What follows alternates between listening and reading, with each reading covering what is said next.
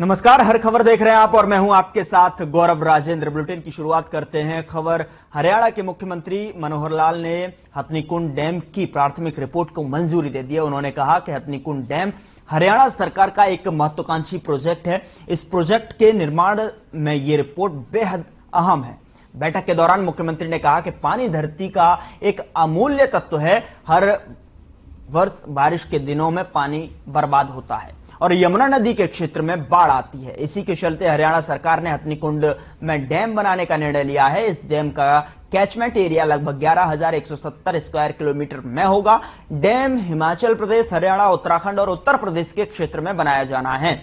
इसके बनने से हरियाणा को न केवल बिजली मिलेगी बल्कि पानी की आपूर्ति भी होगी। हथनीकुंड डैम की वार्षिक बिजली उत्पादन क्षमता 763 MU होगी। केंद्रीय जल आयोग की आवश्यकता के अनुसार डीपीआर तैयार करने के लिए सबसे पहले सीडब्ल्यूसी को सैद्धांतिक सहमति प्राप्त करने के लिए प्रारंभिक रिपोर्ट तैयार करना आवश्यक है।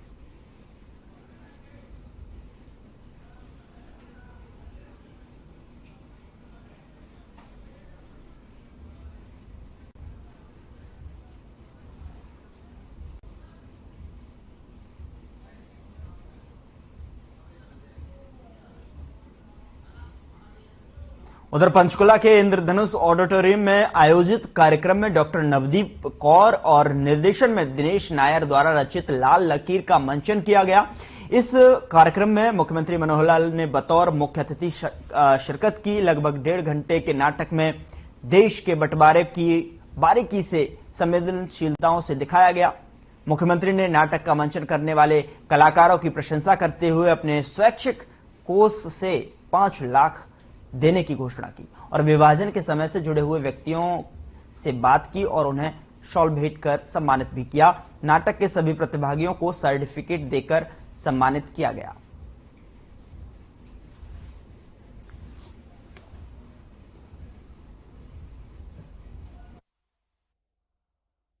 आजाद हुए हमें 75 साल हो गए हैं। आज के प्रधानमंत्री जी को छोड़कर पहले किसी भी नेता को शायद ये ध्यान में नहीं आया कि उस समय के घटनाक्रम को आज की इस नई पीढ़ी को भी बताया जाए। लेकिन पिछले वर्ष 15 अगस्त 2021 की जो लाल किला प्राचीर से उनका उद्बोधन था, भाषण था, उन्होंने इस विभाजन की घटना को विभाजन विभीषिका स्मृति दिवस के रूप में 14 अगस्त को मनाने की जो एक आह्वान किया, जो पहल की, कहीं ना कहीं उनके मन में उस पीड़ा, क्योंकि ये 1947, 15 अगस्त, 14 अगस्त, ये जो काल था, ये मिलीजुली प्रतिक्रिया का था। कांग्रेस की वरिष्ठ नेता और तोशाम से विधायक किरण चौधरी ने गुरुवार को तोशाम क्षेत्र में अपने जनसंपर्क अभियान के दौरान पत्रकारों से बातचीत करते हुए कहा कि अपने जनसंपर्क अभियान के दौरान लोगों ने मूलभूत समस्याओं से अवगत कराया है। लगता है कि लोग पूरी तरह से समस्याओं से त्रस्त हो चुके हैं। उन्होंने कहा कि अब वे पूरे प्रदेश का दौरा कर आम आदमी को पार्टी से जोड़ने का काम करेंगे और पार्टी को मजबूत किया जाएगा। प्रदेश में हर कोने में जाकर नए और पुराने कार्यकर्ताओं में जोश भरा जाएगा।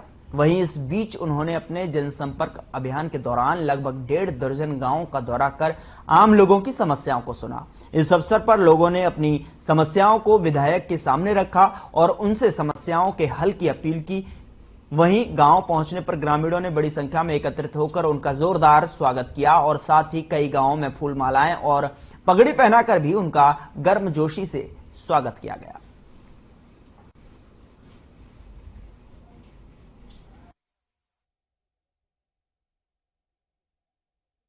मेरा जो है एनुअल इवेंट है, हर साल मैं करती हूँ और आप हर एक गांव के अंदर मैं जाती हूँ ये देखने के लिए कि क्या कुछ हो गया है, क्या समस्याएं हैं, किस तरह से उनका समाधान निकालें। तो आपने देखा है कि समस्याएं ही समस्याएं हैं। बेचारे जो हैं इतनी समस्याओं के साथ शब्द हैं कि अब बोलने के लायक ही नहीं रहे बेचारे, इतने बुरे हाल हो रहे हैं गाँव के अंदर। उधर हिसार के बरवाल पुलिस को बड़ी सफलता हाथ लगी है। नीरज बवाना गैंग के नाम से फिरौती मांगने के मामले में 2 आरोपियों को गिरफ्तार किया गया है। हिसार के डीएसपी कप्तान सिंह ने प्रेस कॉन्फ्रेंस कर बताया कि गिरफ्तार आरोपी आनंद बरवाल में स्मार्ट लुक गारमेंट्स की दुकान पर काम करता है। आनंद की बहन की शादी 2020 में हुई थी, जिसमें ज्यादा खर्च होने के कारण आनंद के परिवार पर कर्ज हो गया। साथ ही आनंद ने कर्जे के बारे में अपने दोस्त नसीब को बताया। नसीब को भी पैसे की जरूरत थी। इसके बाद दोस्तों ने मिलकर योजना बनाई और कपड़ा व्यापारी सुरेंद्र गोयल से 10 लाख रुपए की फिरौती मांगी।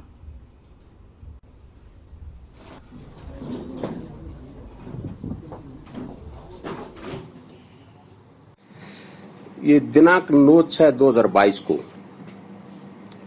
सुरेंद्र कुमार गोयल कपड़ा व्यापारी बरवाड़ा को फोन पर धमकी दी गई थी कि मैं तिहाड़ जेल से नीरज बुआना बोल रहा हूं, आप 10 लाख रुपए का इंतजाम करो, नहीं तो आपको और आपके परिवार को हम जान से मार देंगे। जिस पर FIR नंबर 739 384 IPC के तहत दर्ज की गई थी, जिस पर पुलिस अधीक्षक श्री लोकेंद्र सिंह के दिशा निर्देश पर काम करते हुए थाना बरवाड़ा पुलिस व हमारी साइबर टीम ने इसकी इंक्वायरी की और तफ्तीश के दौरान 2 आरोपी जो बरवाड़ा के ही रहने वाले हैं, नसीब और आनंद, को बरवाड़ा पुलिस द्वारा आज गिरफ्तार किया गया है।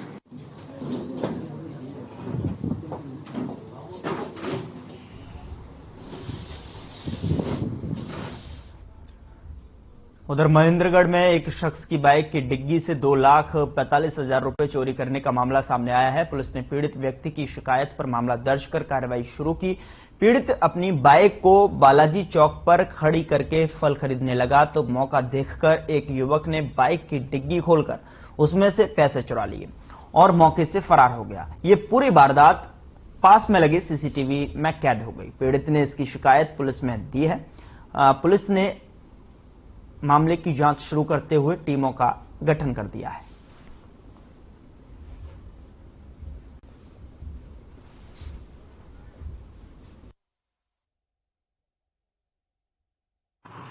ये दिनांक 16/8/22 को सूबेदार दयाराम जी हैं, इनके ये पंजाब नेशनल बैंक से 195 और सेविंग का था, इसके कुल मिला के 2,45,000 रुपये निकलवाए थे इसने बैंक से। और वहां से निकलवाने के बाद मोटरसाइकिल पे थे और मोटरसाइकिल पे बाजार में अपनी सब्जी वगैरह खरीद रहे थे, तो डिग्गी में पैसे थे इनके। तो किसी नाम पता नाम मालूम व्यक्ति ने इनकी डिग्गी से ना 2,45,000 रुपये ले लिए।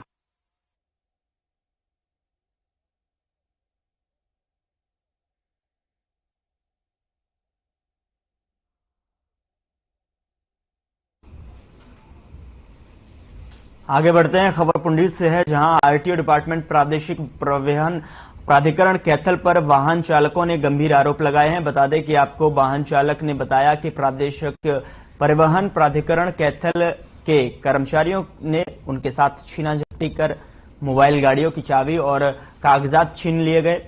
एक ड्राइवर ने तो कपड़े तक फाड़ने का आरोप लगाया। वहीं एक वाहन चालक ने पत्रकारों से बातचीत करते हुए बताया कि प्रादेशिक परिवहन प्राधिकरण एक कर्मचारी ने उनकी गाड़ी को रोका, छीना झपटी की और उसकी जेब से मोबाइल और कागजात भी छीन लिए।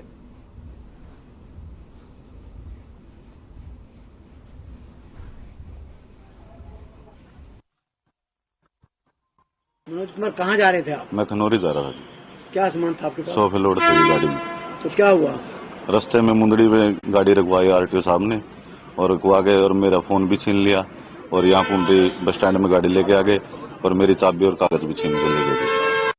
तो आपने इसको मांगी नहीं दोबारा? मांगी, रिक्वेस्ट की थी मैंने जी। तो क्या कहा? चालान कटने के बाद में ले जाना। आज सुबह मेरे एक गाड़ी है जी, वो एक फर्नीचर उससे सोफे लेकर के जा रही थी जी, जिसको कि वहां पे जो ये है अम्बाला से हिसार हाईवे है, उसके नीचे उन्होंने गाड़ी रुकवाई। ड्राइवर ने गाड़ी रोक दी जी। गाड़ी रोकने के बाद उससे कागज ले लीजिए और कर लीजिए और बोले चलो भी वापस, और गाड़ी भी वहां कुछ रोक रखी थी जी। चलो अधिकार है उनका, कोई बात नहीं, लीगल कार्रवाई बनती है जी।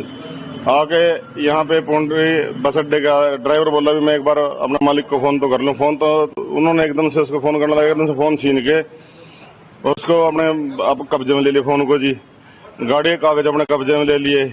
मेरे डंडा से मारा और मेरी जेब में 1,000 रुपया था, वो छीन गया। जेब उन्होंने फाड़ी है? हाँ। कहाँ से हो तुम? बिहार से। कहाँ से मान ले जा रहे थे? मांगे तत्थर। कहाँ से आए थे? सोनीपत से। तो क्या कहा उन्होंने? उन्होंने बोगादारी के चको मुझे मेरे मारी से बात कर गो, तो वही डंडा दारी पर बैठा दिया, मेरे भी छीनना छोड़, मोबाइल छीन गया। उधर सिंगल यूज प्लास्टिक पर लगाए गए बैन के बावजूद साइबर सिटी ने सदर बाजार में पॉलिथीन का धड़ल्ले से इस्तेमाल किया जा रहा है, जिसको लेकर नगर निगम ने गुरुग्राम के सदर बाजार में कार्रवाई करते हुए 3 दुकानों को सील कर दिया, जबकि 6 से 7 दुकानों को चालान काटे। साथ ही साथ आपको बता दें कि निगम की इस कार्रवाई से सदर बाजार के दुकानदारों में रोष है। वहीं दुकानदारों ने विरोध करते हुए बाजार को बंद कर दिया, जहां दुकानदारों के विरोध को देखते हुए निगम के अधिकारियों ने चेतावनी देते हुए कार्रवाई को रोक दिया। दुकानदारों का कहना है कि पहले प्रशासन उन्हें बताए कि कितने एमएम की पॉलिथीन इस्तेमाल करनी है और कितने एमएम की नहीं करनी है, उसके बाद ही चालान काटने की कार्रवाई करे। दुकानदारों ने केंद्र सरकार पर आरोप लगाते हुए कहा कि सिंगल यूज प्लास्टिक पर बैन तो लगा दिया, लेकिन इसे बनाने वाली कंपनियों को बंद नहीं किया। जब कंपनी से पॉलिथीन मिलेगी तो इस्तेमाल तो होगी ही। पॉलिथीन की जगह कपड़े की जो थैली है वह काफी महंगी पड़ती है। ऐसे में जो छोटे दुकानदार हैं वह चाहकर भी कपड़े की थैली का इस्तेमाल नहीं कर पा रहे।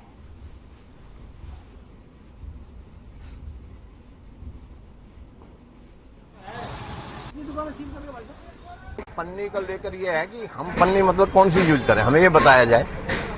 कागज के लिफाफे में 5 किलो का माल तो आता नहीं, होलसेल का सबका काम है। मतलब ये सारे कहते हैं कि पन्नी बन रही, जो कंपनी की जो आती हैं वो सारी पन्नी नहीं है। मतलब एक छोटे दुकानदार को ही पन्नी चाहिए, सिर्फ छोटे दुकानदार के लिए सिर्फ पन्नी वो है भाई, ये सारी नहीं चलेंगे। बड़े जो कंपनी चल रही है उनकी भी तो सारे का सारा पन्नी में ही माल आ रहा है। हम कहाँ जाएंगे ये बताओ। तो आए चेक किया कि यहाँ थैली बिक रही है, सेल पॉलिथीन बिक रही है। हाँ पॉलिथीन बिकती है। हाँ, ये देखा ना बोर्ड है पॉलिथीन की दुकान। किसी और की दुकान का भी सामान या सील करके गए? नहीं, 3 दुकानें, तीनों थैली की। क्या कोई निगम की तरफ से जागरूक किया जाता है कि आप कौन सी पॉलिथीन इस्तेमाल कर सकते हैं, कितनी एमएम की कर सकते हैं, ये जानकारी है आपको? हाँ वो कहते हैं 75% का होना चाहिए, उससे ऊपर मोटाई। हाँ मोटाई जो है ना उसकी 75% होना चाहिए। मामला ये था कि वो ये कह रहे थे हमें मालूम नहीं है कौन सी चालू है कौन सी बंद है, और जो भी वहां पे पॉलिथीन उपलब्ध थी वो सारी लेके चले गए और उन्होंने उसका चालान करके दुकान सील कर दी। कितनी दुकानें सील की? 3 दुकानें सील कर दी। अच्छा, पन्नियां लेके चले गए? हाँ, उनकी पॉलिथीन लेके चले गए और दुकानों को सील कर दिया।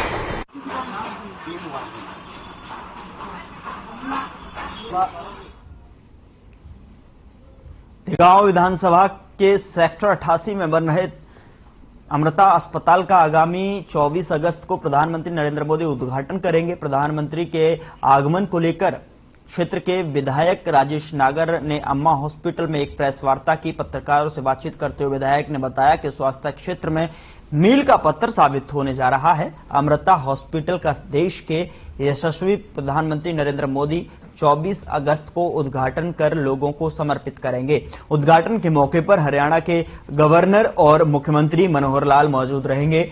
एशिया का सबसे बड़ा हॉस्पिटल बनकर तैयार होने वाला है। इसकी सबसे बड़ी खासियत यह है कि फुली ऑटोमेटिक तकनीकी से लैस है।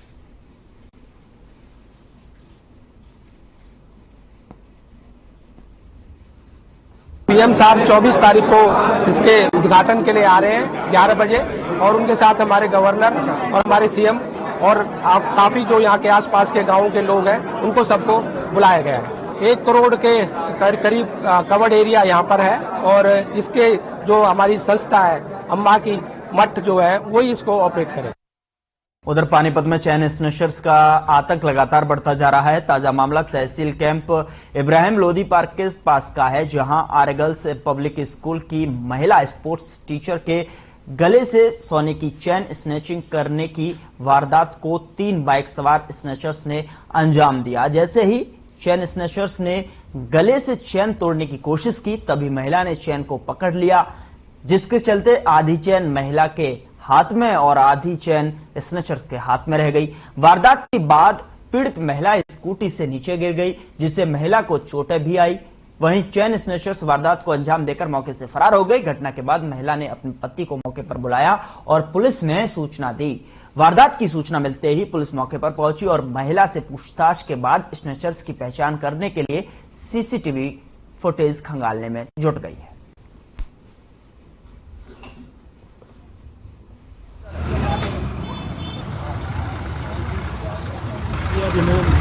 कंट्रोल से मैसेज मिला था कि एक चेन स्नेचर होगी, जो मौके पे आए तो एक अपाचे बाइक बताया गया, अपाचे बाइक उसको 3 लड़के वो चेन स्नेच की, लेकिन चेन का एक ही टुकड़ा ही जा पाया 3 से 4 इंच का, बाकी चेन बच गई है।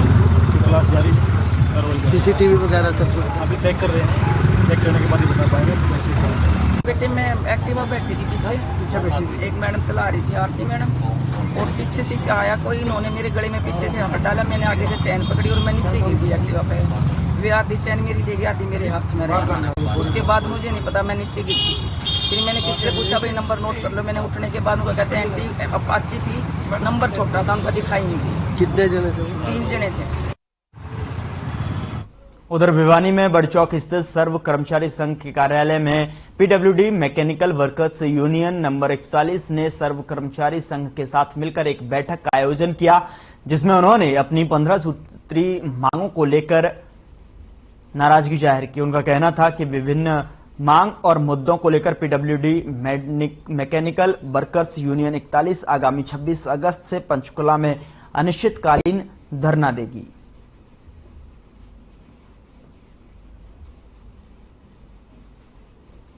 देश की सुरक्षा, देश के जो मतलब शासन व्यवस्था को बिल्कुल ही मतलब ध्वस्त कर दिया है। सरकार ने एक तरह से देश को मतलब बेचने की कगार पे है।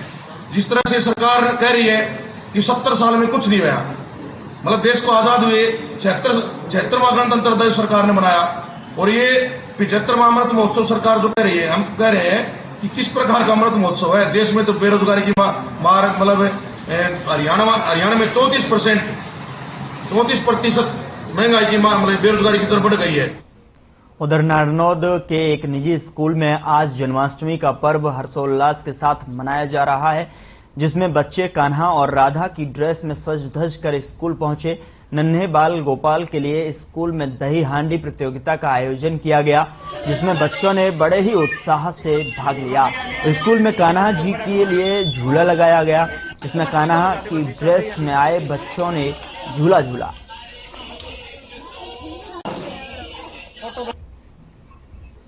अर्पित, आज हमारे स्कूल में जन्माष्टमी का प्रोग्राम है। कई सारे बच्चे राधा और कृष्णा बन के आए हैं। मैंने जन्माष्टमी पे दही हांडी करना है। आगे बढ़ते हैं। करनाल जिले में 2 साल बाद कृष्ण मंदिरों में भगवान कृष्ण के जन्मोत्सव की तैयारियां जोरों शोरों से चल रही हैं। कोरोना के चलते 2 साल तक जन्माष्टमी का महोत्सव फीका था। अब मंदिरों को आकर्षण लाइटिंग से सजाया गया है। मंदिर में तरह तरह के आयोजनों की तैयारियां हो रही हैं। आयोजनों को लेकर फ्लड लाइट की व्यवस्था की जा रही है। 19 अगस्त को कृष्ण जन्माष्टमी के त्योहार को लेकर मंदिरों के पुजारियों का कहना है कि कृष्ण जन्माष्टमी पर्व को लेकर श्रद्धालुओं में भी काफी उत्साह है।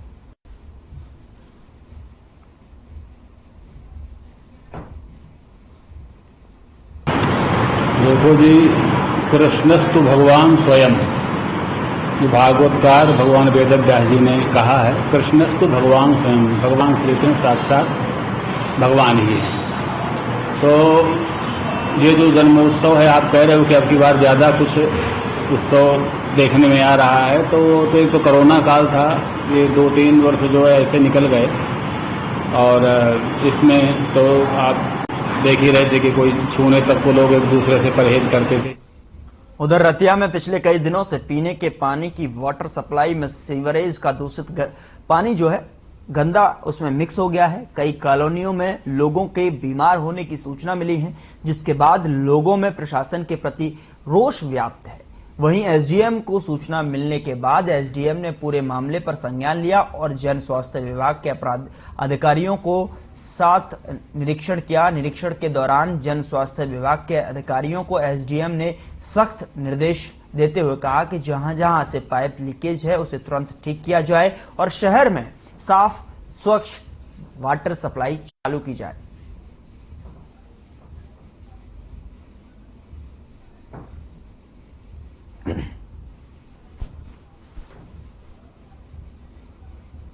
आज मैंने इस शिकायत का संज्ञान लेते हुए इनका जो वाटर ट्रीटमेंट प्लांट है, इस सीवरेज ट्रीटमेंट प्लांट, इसकी विजिट की और इसमें जो मोटरें जो हमारा शक करती हैं पीछे से सीवरेज वाटर को, उसको भी चेक किया है। 3 मोटरें हमारी चल रही हैं और 2 इन्होंने एडिशनल लगा रखी हैं।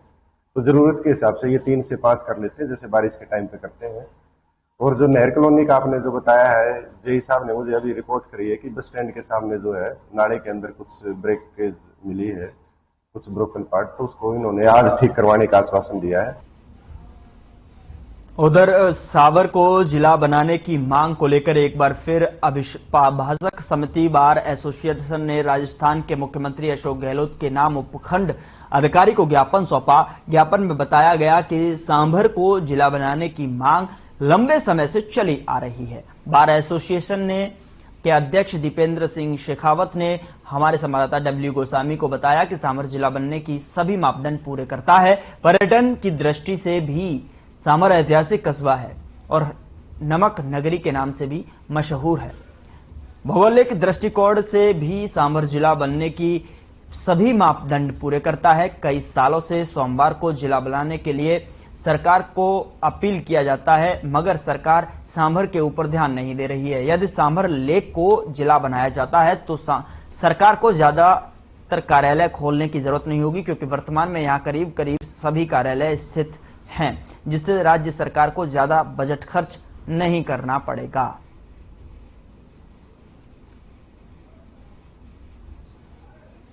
का निर्णय सांभर को प्रथम नंबर पर रखते हुए जिले के रूप में रखा गया था, लेकिन राजनीतिक परिस्थितियों के कारण वर्तमान जो सरकार की परिस्थितियां चल रही है, व्यक्ति विशेष को लाभ पहुंचाने के लिए सरकार ने सांभर की जनता को, सांभर के हितों को अनदेखा करते हुए दूदू को जिला बनाकर सांभर को दूदू में जोड़ने का जो एक षड्यंत्र पूर्वक प्रयास किया जा रहा है, वो सांभर की जनता, बार एसोसिएशन सांभर लेक कभी भी सहन नहीं करेगी। डब्ल्यू गोस्वामी, हर खबर, ब्यूरो चीफ राजस्थान। आज मैंने यहाँ पे मौजूद हूँ सांभर न्यायालय सहायक कलेक्टर ऑफिस में, जिसमें एसडीएम उपखंड अधिकारी जयंत चौधरी को ज्ञापन दिया गया बार एसोसिएशन के तरफ से। अभी हमारा गण्यमान्य व्यक्ति यहाँ बार एसोसिएशन के अध्यक्ष आपको जनता से रूबरू कराया गया और इन्होंने ये बोलना चाहते हैं, बार एसोसिएशन के मतलब ये है गरीब जनता के साथ देना। तो सरकार जब गरीब जनता के साथ दे रहे हैं तो जयपुर से ये नजदीक पड़ता है और 10 साल से कम कई वर्षों से इसको जिला में चल रहा है बात, मगर आज सांभर को अनदेखी करने जा रहा है कुछ राजनेताओं के चक्कर में। क्या मनसा है सरकार को? क्या फुलेरा विधानसभा वोट नहीं देता है क्या? बार एसोसिएशन के कोई आदमी वोट नहीं देते हैं क्या? नागरिकता है कि नहीं है? ये सरकार को देखने चाहिए और सरकार को एक तरफा नहीं देखना चाहिए। W Goswami, bureau chief Rajasthan. Radaur के गांव बकाना में अमृत सरोवर योजना तहत मनरेगा मजदूर तालाब खुदाई के कार्य में लगे हुए हैं। मनरेगा मजदूरों को पिछले 1 महीने से खुदाई कार्य की राशि न मिलने से मजदूर परेशान हैं, जिसको लेकर मजदूर खंड विकास कार्यालय में पहुंचे और रोष प्रदर्शन किया। वहीं मनरेगा मजदूरों का कहना है कि मनरेगा की मजदूरी के लिए वे कई बार अधिकारियों से गुहार लगा चुके हैं, लेकिन आश्वासन के सिवाय उन्हें आज तक उनकी मजदूरी नहीं मिली है। वहीं मनरेगा मजदूरों के प्रदर्शन के बाद अधिकारी दिलावर सिंह ने मनरेगा मजदूरों से बातचीत कर जल्द उनकी मजदूरी खातों में आने का आश्वासन दिया, जिसके बाद मनरेगा मजदूर शांत हुए।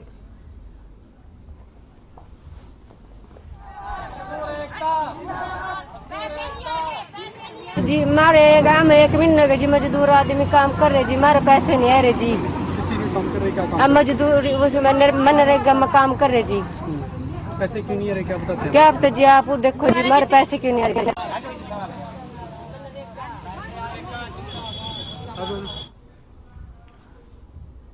फिलहाल बुलेटिन में इतना ही। आप देखते रहिए हर खबर।